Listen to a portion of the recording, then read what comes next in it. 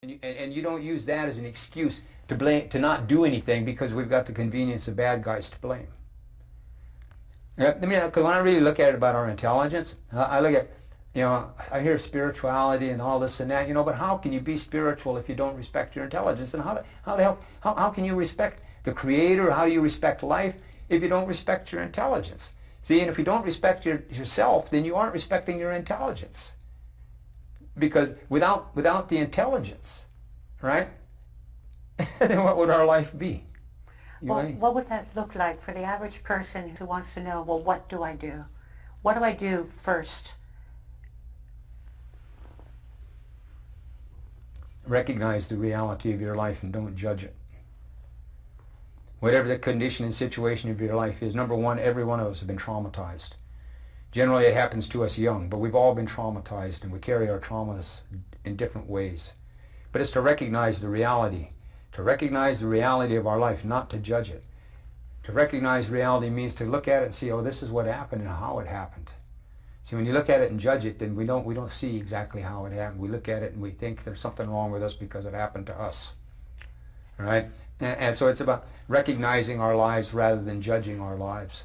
So it would be fair to say, witness your life, be objective with your life, bring objectivity into it. Yeah, recognize. See, it's like energy, like thinking and believing. We either think or we can believe. It's one or the other. We're not going to get it both ways. We're going to use that energy one way or the other, and that's just the way it is. Same thing with recognize and judge. Recognize what went on, all right, or judge it, but you can't do both. Can't be done. Because a judgment has its biases. That's why it's a judgment. All right? All right? To recognize means, all right, you see it every way that there is. You see it for what it is. And then if we learn how to do that, and if we learn how to, and we have the ability, it's a decision we make. But if we learn how to do that, exercise that ability, then there's a lot of things that we beat ourselves up inside our heads with that we wouldn't use them anymore. I keep sidetracking myself. But about energy, something that, because dealing with the situations that we're dealing with now in relationship to how they've been dealt with in the past, all right?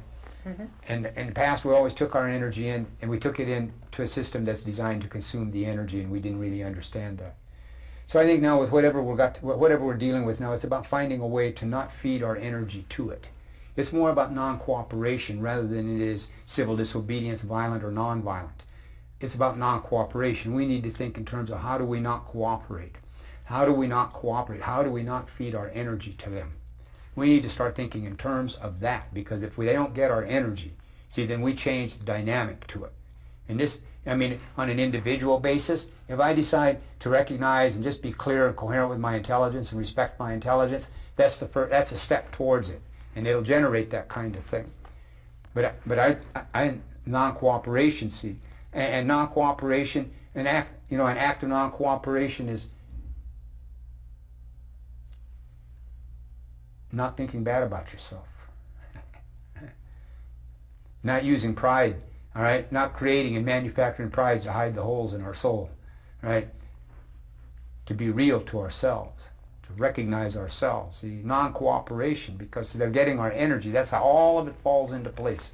All right, that's how. In the end, that's how because they consume. See, because we contradict sometimes, and I'm not saying it's about us being perfect or any of that. No, it's about understanding the reality we're in, and these are the resources we have to deal with. And my intelligence. Because the thing is, I can blame the bad guys all I want, but I'm responsible for my intelligence.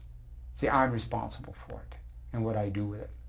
And any problem that we're confronted with right now, how we use our intelligence says what kind of solution. It's like, because everything's about energy, so the solution is what's in our personal, individual life, or our collective life, or our generational life.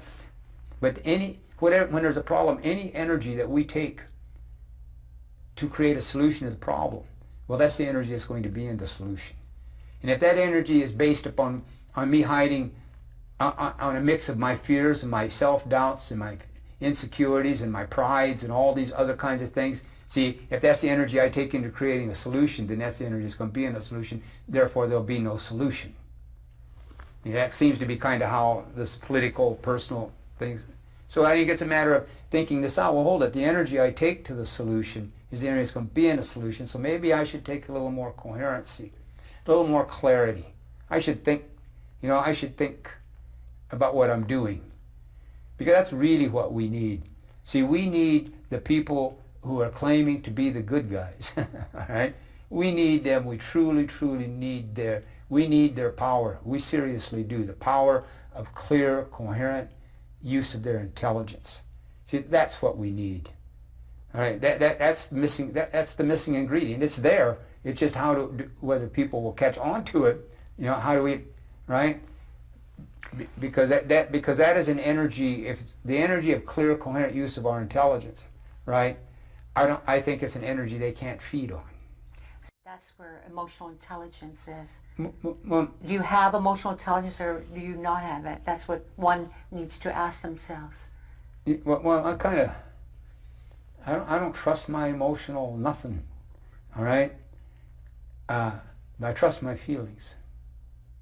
Your feelings. Yes, and I think there is a difference, because when I truly express my feelings, I express them.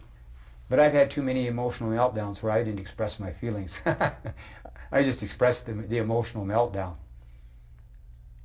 I think there's human being. I think the emotions go with the human, the feelings go with being. Oh, very powerful. All right? Right? And that's how I kind of think it works. See, and I think that but when we live in this, well, I'm only human attitude, all right, then the emotions are going to take advantage. The feelings I'm only human, so the feelings get repressed or suppressed, don't get expressed. Then they turn into these energy intensities that become emotional, and then they erupt.